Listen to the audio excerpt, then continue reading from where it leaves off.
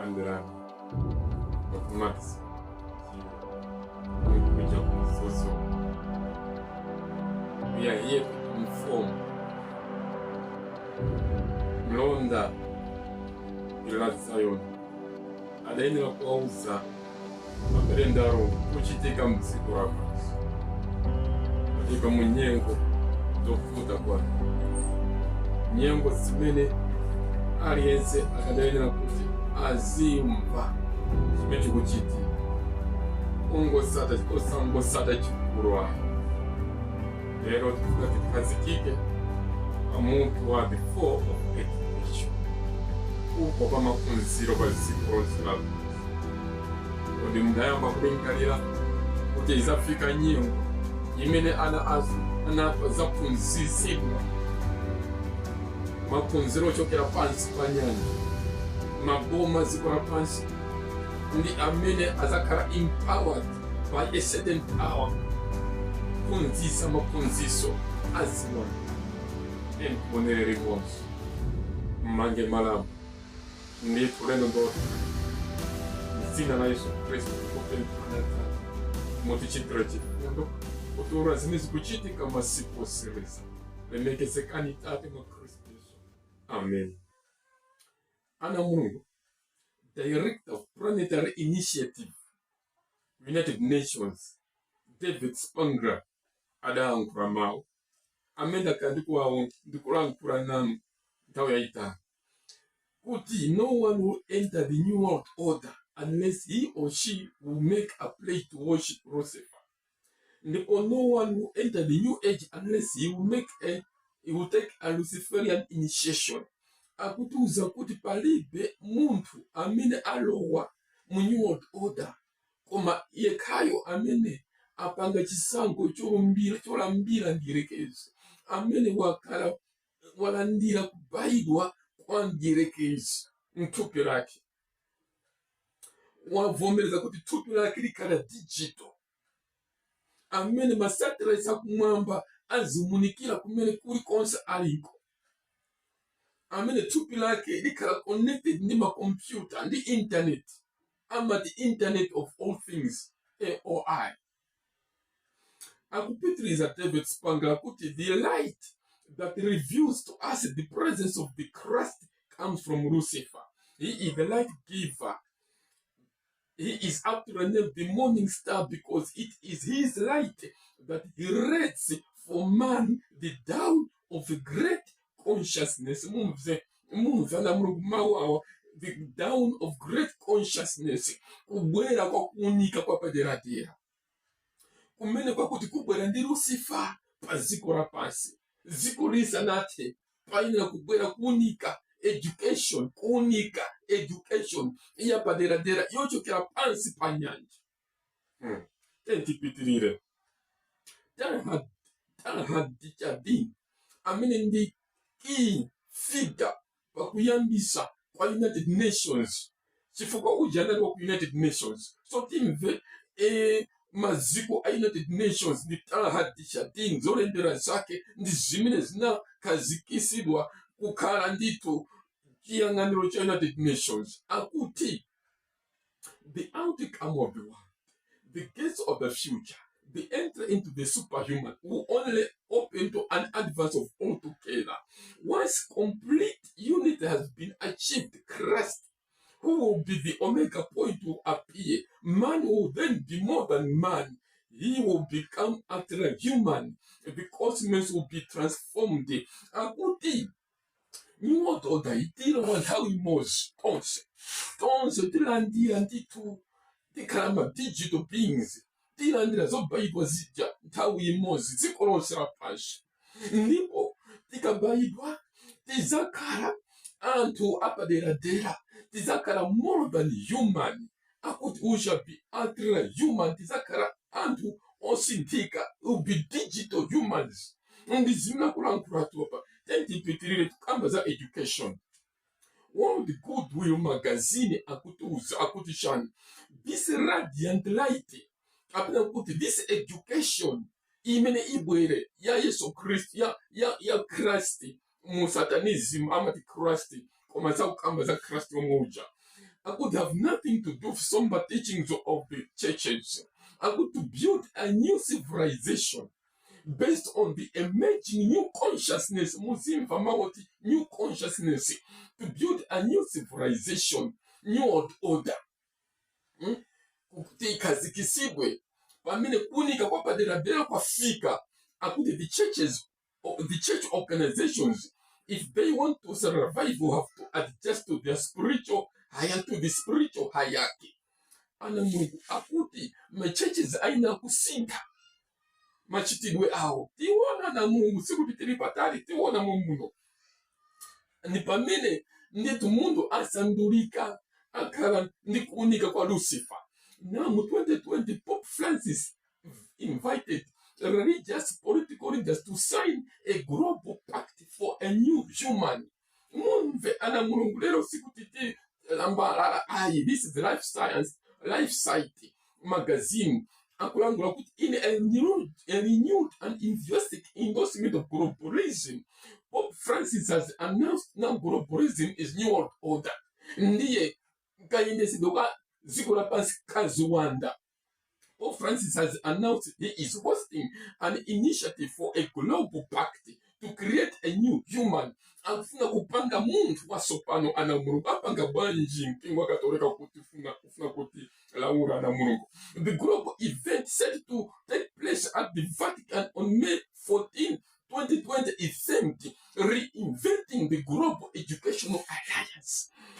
Ana Mulungu akuti msonkhano umene uli maziko obresa the new awakening, the new conscience, the great conscience, kunika kwa kuchokera pansi pa nyanja, pansi mumidima kuzwanda, akuti kubwera ni machitachita bungwe ili akuti the Global Educational Alliance, kabla kuti kuyamba through maskuru ana atu apunzira kuunika kumene ko amdirekeze machali chinso apunzisaso mkuunika kumene ko amdirekeze. Ana Mulungu zikuti banja na mpente tutirire ingomva popa kulankhula apa, ingomva ana Mulungu zimina kulankhula che si terrà il 14 maggio del 2020 in un momento di estrema frammentazione, di estrema contrapposizione. C'è bisogno di unire gli sforzi,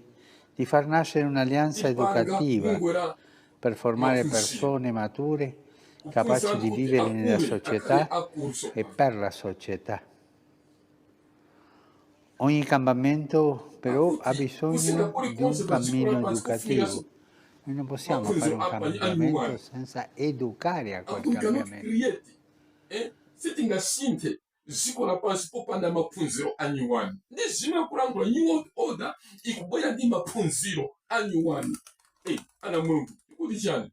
Pope Francis, a Catholic News Agency kulangula, urges Catholic educators to teach inclusive integral ecology. Kapena kuti kupunzisa anyu kuti ayambe kupembeza chilengedwe ecology, chilengedwe kupunziraku kukuchoka kukupembeza Mulungu kufika kupembeza chilengedwe. Entimve atuuza Life Site magazine akutuuza akutijani. Last month Archbishop Vincent Zane, the Vatican prelate tasked with organizing the Global Educational Pact, explained that the theological vision at the heart of Pope Francis' new humanism is one in which God withdraws so that man can be free. Akuti education, global educational pact imene nasa indwa mu 2020, now it is fully operation maskuru ambirimbira zikola panga kale mara muno. Akuti cholinga chake ndi kuchosa Mulungu mumtima mwa muntu, maganizo muntu ndi kuika muntu aziganiza za iye mwini. Ana Mulungu aona ni zenzi kuchitika twapa. Oti sogolera akaleso apapa umwe wana Mulungu. Kusogolera kuchosa Mulungu ndi kuika muntu pa center ya education. Tentimva na Mulungu. Akuti chani, the Fatima Center akutuuza by David Martin akutuuza na Mulungu. Akuti new humanism advocates freedom from God. That is the Fatima Center. Nditu ndi bungwe ndi organization yachikatolika akuti Archbishop Zane, secretary of the Congregation for Catholic Education, who has been tasked with organizing the event, explained the theological vision behind the new humanism, saying that God withdraws in order that man might become free. Vatican organizing global education pact house Pope's new humanism, where God withdraws. Ana Mungu, tikulowa mu new order, no question about it. Ndipo mapunziro akusinthika, no question about it. Iwe ngati uli mphunzitsi ozona ngati nzomwe zija iyayi. Machalichi nawonso akusinthika. Chifukwa mwamuna ayenera kupatira mwamuna, mkazi mkazi mzake. Zimenezi machalichi ayenera kusinthika. Ndithu new order yafika ana Mulungu. Alice Ebeire mu buku lakira externalization of the hierarchy kamna kuti pamene ndithu masatanisi ayamba kulamula dziko lapansi kuti set mu 2025 kuti ayamba zimenezo so pano akuzikonzesera ndithu akuti pamene zinthu zasinthika kuti there will not be any disassociation between the universal church, the sacred lodge of all true Masons, and the inner circles of the esoteric societies. In this way, the goals and work of the United Nations shall be solidified, and the Church of God, led by all the religions and by all the spiritual groups, shall put an end to the great healers of separatedness and put the United Nations in. Chimene inakalira kundi kubweresa nkani imene ya new order, nkani imene dziko lapansi lilamulidwa ndi ziwanda ndi satanism. New order ndi kulowa mu mayendesedwe achisatana. Timva popo akuti chiyani na Mulungu, timva na Mulungu atiuza akulu. The Pope met with the Congregation for Catholic Education, the Vatican body which promotes and coordinates academic initiatives. It is in charge of organizing a conference taking place May 14th at the request of Pope Francis. The goal is to form a global educational pact. Il patto educativo non deve essere un semplice ordinamento, non deve essere un ricucinato dei positivismi che noi abbiamo ricevuto dell'illustrazione. Deve essere rivoluzionario.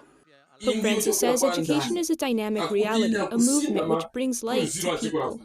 Una proprietà dell'educazione è quella di essere un movimento ecologico. È una delle sue forze trascinanti verso l'oggettivo formativo completo. L'educazione che ha al centro la persona nella sua realtà integrale ha lo scopo di portarla alla conoscenza di se stessa.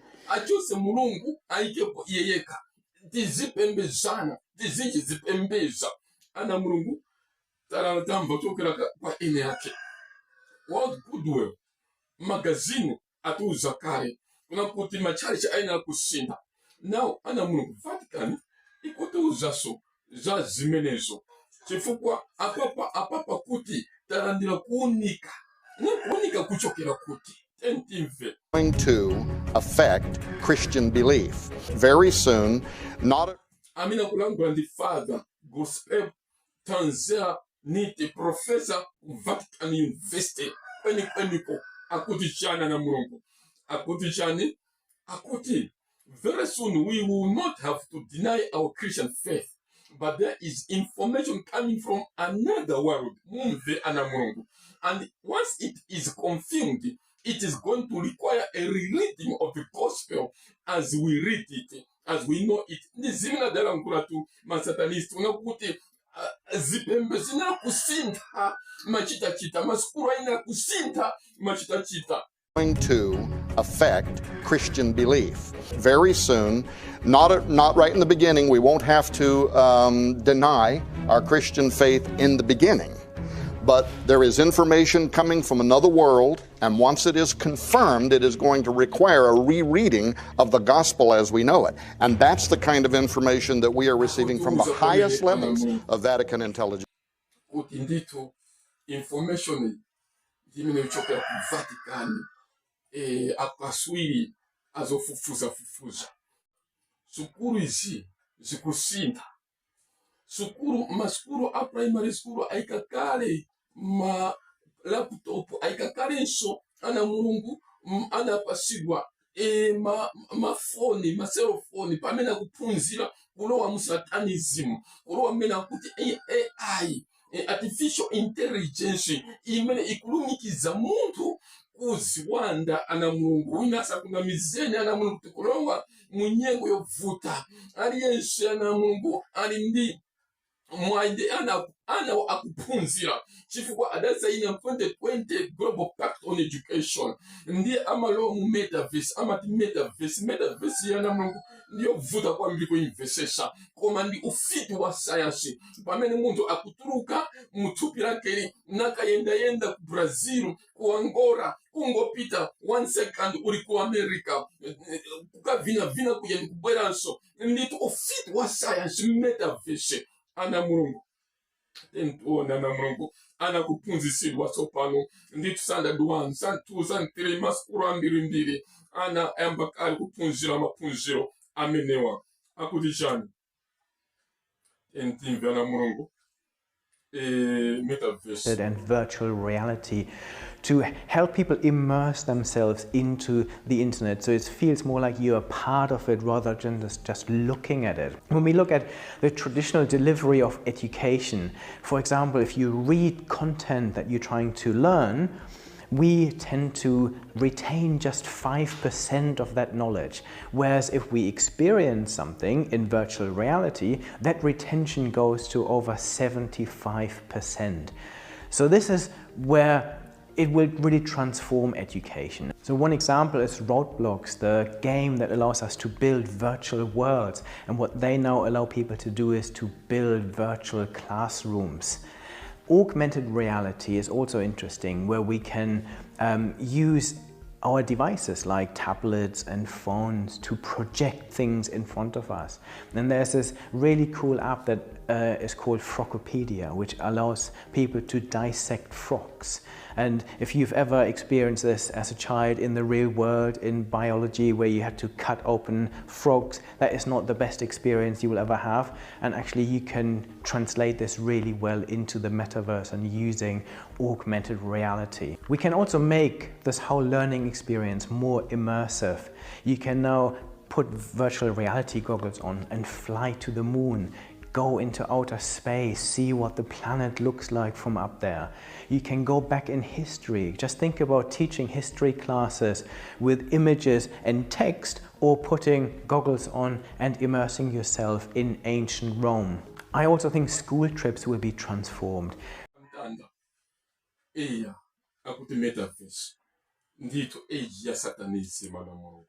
Revelation chapter 17 verse 8. Akuti chirombo that you saw was and is not, and shall ascend out of the bottomless pit, and shall go to perdition. And they that dwell on the earth shall wonder, whose names were not written in the book of life from the foundation of the world. And Mungu akuti chiromboche chimene de chipapase chimene chakazikisa maphunziro awa kudyesa maziko maiko onse amene ali kalikiliki kusintha maphunziro masukulu amaiko awo. Akuti chiromboche chidabayidwa bara la kuifa, koma bara la kuifa lidapora. Ndipo kuti and they pamene likupora kulankhula kuti it shall ascend out of the bottomless pit, kana kuti chibwera ndi maphunziro ochokera pansi pa ziwanda. Bottomless pit kumene kuli ziwanda, maphunziro amene abwere ndi chilomboche ndi mgwirizano uwu ukuchokera ana Mulungu ndithu indedi ku satanic world, ndi amene kusintha. Ndipo ana Mulungu akuti aliyense amene ali pa dziko lapansi amene ndithu mayi zinake sili m'buku la moyo azalambira azamvera zimenezo. N'chifukwa chake chivumbulutso chapter 18 verse 1 ulankhula, and I saw another angel coming down from heaven, and he cried with a loud voice, Babylon is foreign, and has become a dwelling place of every unclean and hateful bird. And I heard another voice from heaven, come out of her, my people, that you may not be partakers of us. Nakuti ndinaona ngelo wina akuyenda kuchokera akuluka kuchokera kumwamba, ndipo adalankhula ndi mawu akulu, babulo wako amasanduka mokhala mu ziwanda. Ndituda na Mulungu, the whole system ya dziko lapansi, Babylon mizi dziko lapansi, ma-governments pamodzi ndi mipingo yasanduka mokhala mu ziwanda. Education yasintha ana Mulungu, ndipo kuti tulukani mmene anthu anga tipanga bwanji ana mulungu because dziko lonse likulowa ndithu mu new era, mu new age, ndipo likulandira kuunika education kuchokera kwa ziwanda ana mulungu. Alice Ebera dalankhula kuti zinthu izi the externalization of the hierarchy akuti zizachitika kufika kukonzesera kuchitika mpaka 2025. Mu 2025 kuzakhala msonkhano wakulu wa ziwanda ndi masatanisti ndi angelo oyipa pamene azakambirana kuna kuti sopano satana abwera liti chifukwa talikonzesera ziko kuti lilandire satana ngati mu Yesu Kristu ana mulungu. Dentro kuti 2025 adalipanga choncho mu 1950 chakuti pamene adalemba buku limenere the externalization of the hierarchy, ndipo sopano zikuoneka kuna kuti makwanirisibwedi akufika 2025 kuyandikirati, ndipo ana mulungu zikonzesero zachitika. Mumve ana mulungu United Nations, mumve ana mulungu akuti chani Alice the UN have to say. The United Nations is the way to oneness that leads to the supreme oneness. It is like a river flowing towards the source, the ultimate source. The United Nations becomes for us the answer to world suffering, world darkness, and world ignorance. The inner vision of the United Nations is a gift supreme. This vision the world can deny for 10, 20, 30, 40, 100 years. So what is the New Age agenda? Number 1, merge God and nature. Eugenics, number 2. Number 3, eradicate male-female distinction. Number 4, world peace and nuclear disarmament. Number 5, one world economic and financial system. Number 6, one world government. And number 7, one world religion. How do you lead the world to unite and bring religions together? Education. The world will not change and find peace if there is not a new education. These are the Pope Francis in 2020 nchifukwa chake COP28 Faith Pavilion COP28 ku Saudi Arabia adagulizana mipingo yonse kuti anasayinira Faith Pavilion Agreement adati chani akuti all churches signed a document called the Confluence of Conscience pamene mipingo yonse ikukumana pamozi ikuchita zinthu zimozi ikulowa musatanism great consciousness imene ndito masatanisi adalangula kuti yenera kuchitika ndipo amene agwelese great consciousness kunika uku the confluence of conscience kuza kwa mipingo ndi njerekeza na mulungu palibenso kuchatira ana mulungu mipingo ya kumana ndipo yasiya Yesu Kristo. Bible ana mulungu akuti the fear of the Lord is the beginning of wisdom.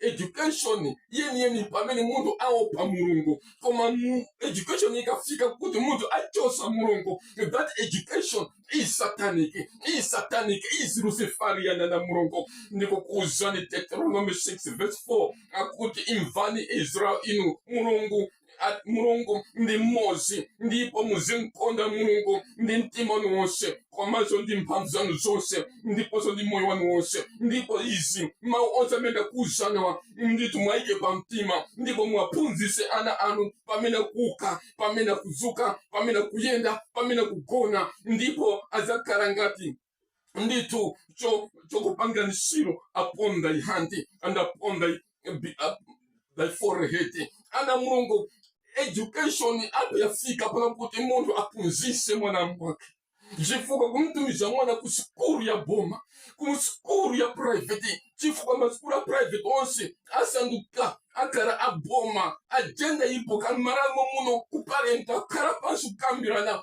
kuti maskulu wasakale aboma chifukwa education ikarangati ikurumikiza sopano ana alo new world order. Leviticus 26 verse 13 I am the Lord your God, which brought you forth out of the land of Egypt, that you should not be their bondmen, and I have broken the bands of your yoke and made you go upright.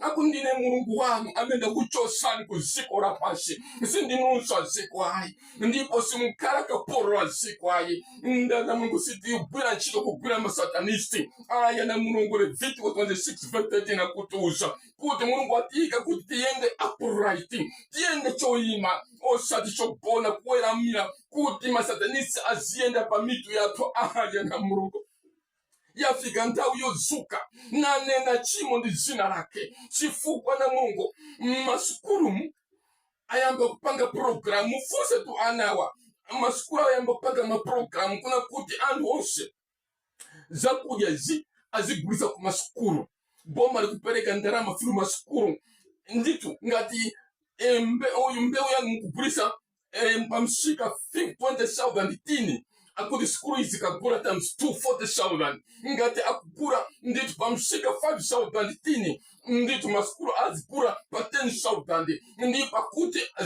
zomera zatu zonse zikololedwa ndipo zigulidwa ndi boma, ndipo ana sukulu atu azidya kusukulu kwa mama wa masana mazuru. Agenda ilipo funsani tu masukulu awa kumarawi na Mulungu mukona mdima fikiraliti tafika nyingo yefuta chifukwa anawa alipaka likili kupunzishirwa new education, new satanism, new luciferianism. Ana Mulungu tafika kuvuta kwa mbili. John 15 verse 19 akuti ngati mukadakhala aziko lapasi, ziko likada kukonda ninu, koma sopano ndakuchosani muziko lapasi, kotero nditu ziko lapasi litana ninu. Nditu ana Mulungu ziko lapasi litana nafe, tekasanga kuchoka mzamu ziko lapasi. I cannot be a teacher teaching satanic doctrine kumziko lapasi. Iya yakutituruka numenemu, otherwise ndi lumikizirwa kumwamba kwana kudina nezo nile mpunzishi waziwanda. Ana Mulungu ine I can declare muzina la Yesu Kristo ndi mpamvu ya Yesu Kristo kuti ndiyima mbali ya Yesu Kristo sindilandira mapunziro awa chifukwa babulo wakwa turukana mmene mazwanga. Ana Mulungu akudarisheni tili pamadzonzio, ndipo ana Mulungu tikuuzani zikagwa izi tikuuzana na Mulungu koma chosuka chona mapunziro asindika maboma silamalawiroka maboma onse paziko lapasi akupanga embrace Catholic doctrine akati Catholic means universal means. Ana Mulungu chipembedzo cha ziko lapasi ndito apapa chitakulankhula kuti akuchosa Mulungu sopano akuzikapo iye ndiposa kuika munthu kukhala pamwamba pa mapunziro, pamwamba pa chipembedzo. Muti chana na Mulungu mukazo chimodzimodzi ziko likuterereka litate kwa Atate tithandize muzina la Yesu Kristo. Amen.